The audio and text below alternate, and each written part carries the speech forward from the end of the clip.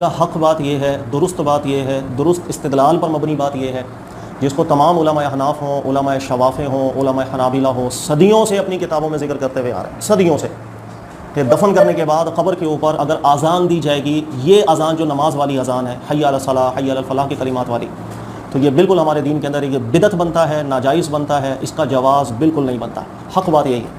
इसलिए कि आप सदियों से तमाम उलमा को पढ़ लें, फ़ुक़हा हनाफ को पढ़ लें, फ़ुक़हा शवाफ़े को पढ़ लें, हनाबिला को पढ़ लें, मालिकिया उलमा को पढ़ लें, किसी ने भी इसका जवाज़ ज़िक्र नहीं किया। बिबरकत बिस्मिल्लाह। तो दोस्तों, आपने इस जनाब की बात तो सुन ली होगी, कामरान शहबाज नाम है इनका। ये कह रहे हैं कि क़ब्र पर अज़ान देना बिदअत है। और आप चारों मज़ाहिब की किताबें पढ़ ले, हनफ़ी, मालिकी, शाफ़ई, हम्बली, क्योंकि हम बरेलवी लोग ये अमल करते हैं, क़ब्र पर अज़ान देते हैं और इसको मुस्तहब कहते हैं। मुस्तहब वो होता है जो करे तो कोई करे तो सवाब, ना करे तो उस पर कोई मलाल नहीं होता। मैं आपको एक बात बता दूं कि अज़ान देना ये नमाज के साथ ख़ास नहीं, और नमाज भी अज़ान के साथ ख़ास नहीं, इसलिए कि आप नफिल नमाज़ पढ़ते हो तो उसके लिए अज़ान की ज़रूरत नहीं होती। उसी तरह से अज़ान जो है वो नमाज के साथ ख़ास नहीं है, आप दे सकते हैं। दूसरी बात ये है दोस्तों कि जो चीज़ आपको लग़वी एतबार से नज़र आ रही है, इस तरह का अमल, तो वो लग़वी एतबार से बिदअत में शुमार होता, ना कि इस्तिलाही में क्योंकि उसकी दलील मौजूद होती है, उसकी असल मौजूद होती है। जैसे कि मैं एक मिसाल देता हूँ आपको, बुखारी शरीफ में हदीस है 6505 नंबर की हदीस है, जिसमें नबी अलैहिस्सलाम फरमाते हैं, सुबहान अल्लाह व बिहम्दी, सुबह शाम में से अगर कोई कहता है तो अल्लाह रब्बुल इज़्ज़त उसके समंदर झाग जितने गुनाह हो गए तो अल्लाह रब्बुल इज़्ज़त माफ़ कर देगा। मैं पानी पीते पीते अगर ये जिक्र कर रहा हूँ और कोई मुझसे कहे कि नहीं, सहाबा से दिखाई, आप नबी अलैहिस्सलाम से दिखाई कि उन्होंने पानी पीते पीते इस तरह का जिक्र किया है, तो मैं मानूंगा, वरना आप बिदअत का काम कर रहे हो। तो उसका ये सवाल क्या होगा, जहालत पर मबनी हो गया, इसलिए कि नबी अलैहिस्सलाम ने मुतलकन फरमाए कि आप कर सकते हो सुबह शाम में ज़िक्र, तो लिहाजा इसकी असल मौजूद है। दूसरी बात, अल्लाह रब्बुल इज़्ज़त खुद कुरान में फरमाता है कि सुबह शाम उसकी पाकी बयान करो।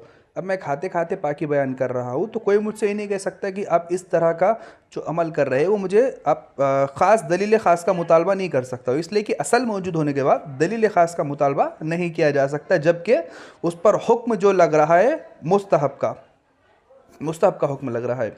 तीसरी बात यह है कि अल्लामा सनाउल्लाह अमृतसरी ने अपने फतावा की जिल्द एक सफ़ा नंबर 335 पे बात कही है, अगर कुरान और हदीस में कोई चीज़ साबित हो जाए और कोई ये कहे कि नहीं मुझे खुलफा राशिदीन से दिखाओ, तो ये उसकी बात सही नहीं है।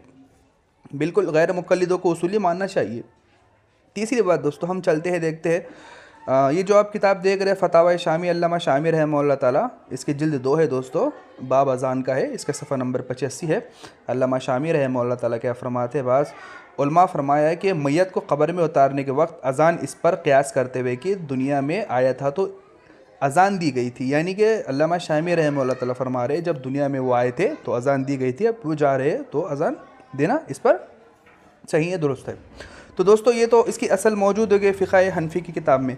दूसरी बात दोस्तों, हम चलते हैं सीधा दलील की तरफ। दलील नंबर 2, सुनन अबू दाऊद हदीस नंबर 1552, 1552 नंबर की हदीस है, मिशकात में भी मौजूद है, नसाई में भी हदीस मौजूद है, और ये हदीस हसन दर्जे की है दोस्तों।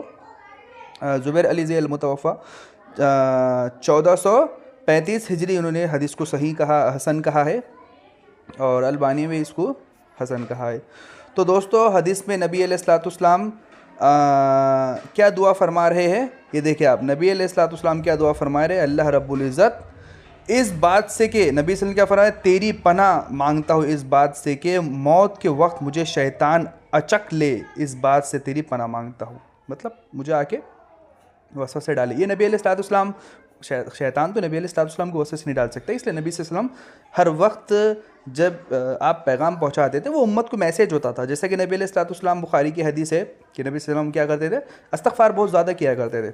अब ऐसा तो नहीं कि नबी अलैहिस्सलाम माज़अल्लाह आपसे कोई सर्द चीज़ हो गई, गुनाह हो गया, इसलिए आप माफ़ी मांगते थे, नहीं, बिल्कुल नहीं। नबी अलैहिस्सलाम उम्मत को मैसेज देते थे, इसीलिए नबी अलैहिस्सलाम का हर एक जो आपकी हदीस मुबारक होती थी वो उम्मत के लिए मैसेज होता था।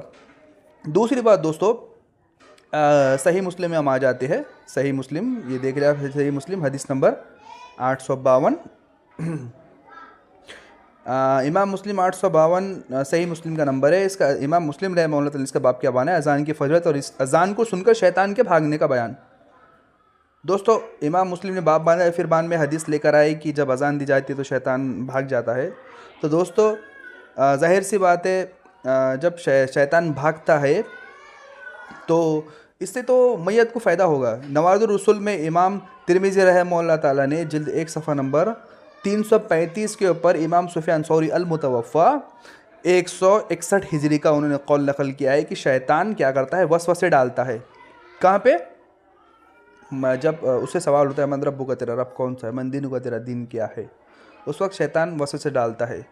तो अल्हम्दुलिल्लाह इससे भी साबित हो गया।